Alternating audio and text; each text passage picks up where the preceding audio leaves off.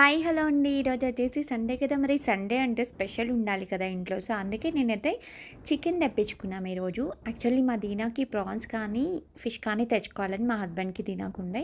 But as యూజువల్‌గా ఇంట్లో ఆడవాళ్ళదే నడుస్తుంది కాబట్టి, సో, నాకు చికెన్ అంటే చాలా ఇష్టం కాబట్టి చికెనే తెప్పించుకున్నాం. దీనాకి ఎట్లాగో 10 డేస్‌లో హాలిడేస్ అండి. అప్పుడు ఆరామ్సే ఇంకా ఫిష్ తెప్పించుకుందాంలే అని చెప్పేసి ఇంకెప్పుడైతే ఇది తెప్పించుకున్నాము. సో, చికెన్ కర్రీ ఉన్నప్పుడు మనకి బగారా రైస్ కాంబినేషన్ మస్తుంటుందనమాట.